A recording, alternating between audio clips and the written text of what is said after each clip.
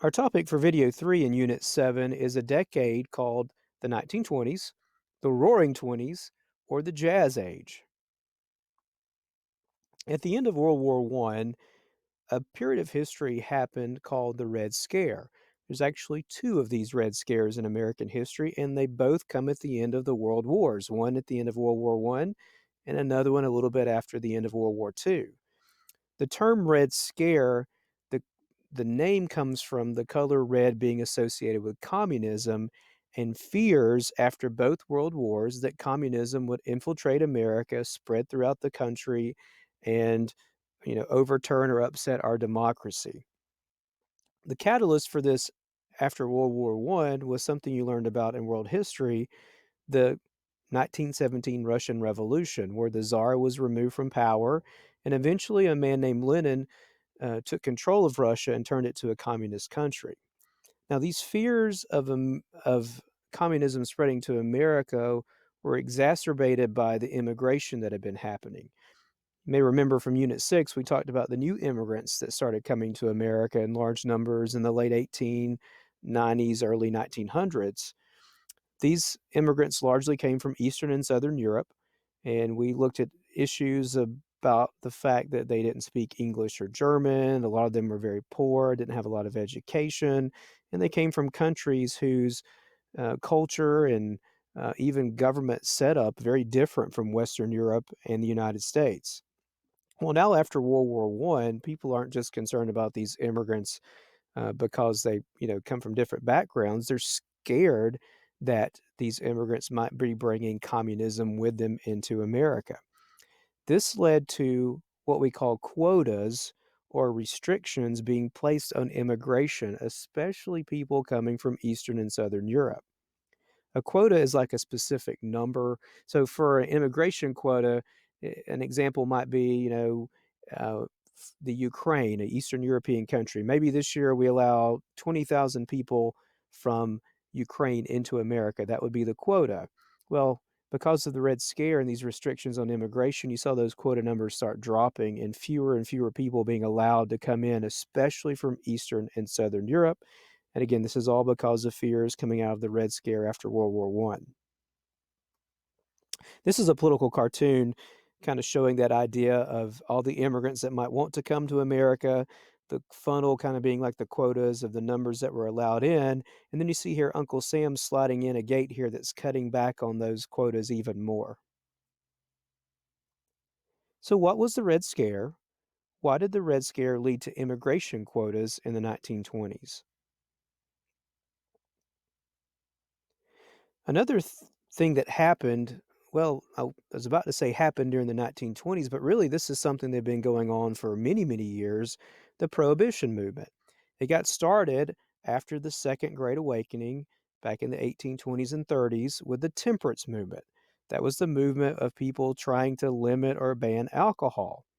Well, this continued to be an issue all the way up into the Progressive era, where you saw a new emphasis put on temperance, or what eventually became known as the Prohibition movement. Now, this mainly had to do with the concerns of rampant alcoholism and all the problems associated with that, with people not showing up to work or being poor workers because they were drunk or hungover, issues with domestic violence that was fueled by alcoholism. But also after World War One, there was a lot of anti-German sentiment because we just fought them in World War One. And a lot of the breweries in America that made things like beer had been started by German families. So that also helped to play into the 18th Amendment being passed. The 18th Amendment made it illegal to buy, sell, manufacture, or transport alcohol in the United States. Again, this has become known as the Prohibition period. The goal of the Prohibition period, just like the temperance movement, was to try to reduce and ultimately eliminate alcohol problems in the United States. And although it did reduce alcohol consumption and the numbers never went back up to where they were before the 18th Amendment, there were a lot of problems that also came along with this. The biggest issue was organized crime. Because alcohol was illegal during the Prohibition era, people like Al Capone could sell it on the black market illegally. And this led to a big influx a big increase, I should say, in gangs, the mafia, gangsterism, and very bad crime that broke out because of this. Eventually, because of issues with the gangs and also the fact the federal government needed tax revenue, the 21st Amendment was passed that took away prohibition and alcohol was allowed again in the United States. So, what was the name given to the period of history that was created by the 18th Amendment, and what were some of the positive and negative consequences of this period? Another important amendment that also traces its roots back to before the Civil War was the 19th Amendment. All the way back at Seneca Falls, New York in 1848, where women had first met and organized to push for the right to vote. Women's suffrage had continued all the way up through the Progressive era, and now here after World War I, the 19th Amendment finally gave women the right to vote. Now, World War I was a contributing factor in this as well. I think women probably would get the right to vote pretty soon after this anyway, but all the efforts that women put into World War I, helping in factories and all kinds of other capacities, helped to push this movement forward so that women finally had the right to vote. Now, not only does this allow women the right to vote, this had big impacts on women in society. It gave them greater equality. It gave them a big say so in laws that were being passed. And it even led to some women challenging traditional social norms. For example, in the 1920s, you had a style called the flapper. You may have seen this before, but it was a style of dress that women did in the 1920s. Some women did in the 1920s that went against the traditional ways that women were supposed to wear dresses and cut their hair and so forth. So, which amendment granted women suffrage, and what were some of the impacts of women getting the right to vote? Now, Henry Ford also had a big impact in America. You ask most people who invented the car, they'll say Henry Ford. Well, that's not true. But what Henry Ford did invent was the way to make a cheap car, a car that the average person could buy. Before this, only rich people could afford cars. And of course, he did this through the moving assembly line. Assembly lines had been around, but his idea of a moving assembly line led to what we call mass production. And Henry Ford was able to make the Model T, very cheaply compared to other cars. Well, other companies saw what Henry Ford was doing, and they also realized they could create their products the same way. And this era of mass production really took off in the 1920s. Mass production allowed things to be created quicker and cheaper. That meant Americans can now afford to buy things that they never could afford before, and things could be created and marketed that maybe didn't make sense before. So the Model T is what most people think of with the assembly line, but really, this sets off the whole age of mass production. And most of our world, most of the things we own, most of the things in the room you're sitting in were mass produced. This also led to a period of history called consumerism. Now, the root word for consumerism is to consume. A consumer is somebody who buys products. We're all consumers. We buy products all the time. We go to a restaurant, we go to a store, we order something offline. But in the 1920s, our economy became more and more based off of this idea of consumerism, the idea of people buying more and more and more stuff. And you also saw a big increase in advertising. Newspapers and radio oftentimes had commercials or advertisements for new products trying to convince people to buy this new gadget or this new food or this new appliance that's been created. So our economy became more and more based off this idea of consumerism, people buying and buying and buying. Unfortunately, something else was created in the 1920s, and it was the installment plan, the idea that people could buy things on credit and pay for it later. So, unfortunately, a lot of Americans in the 1920s went into debt. Some of them, many of them, very bad debt, trying to keep buying more and more stuff. And this is going to be a contributing factor later on in the Great Depression.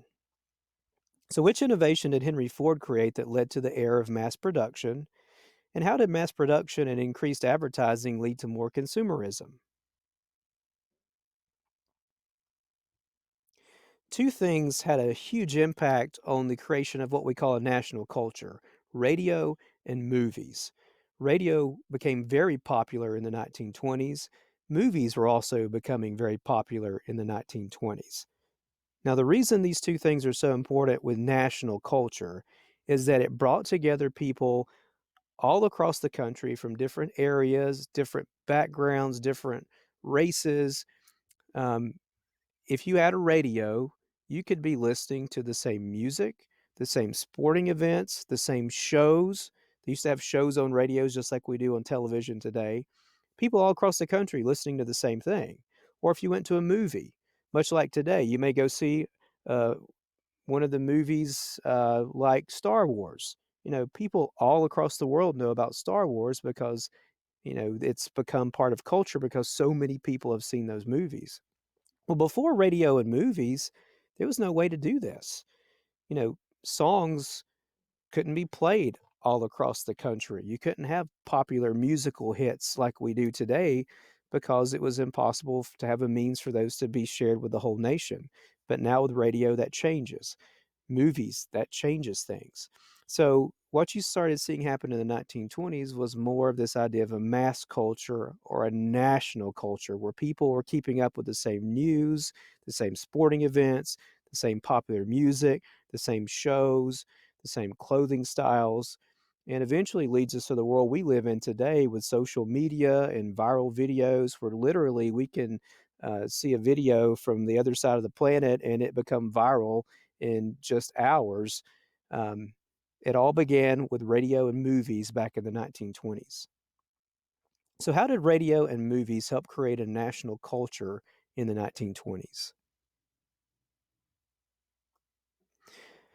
Another big social cultural movement that happened in the 1920s was the Harlem Renaissance.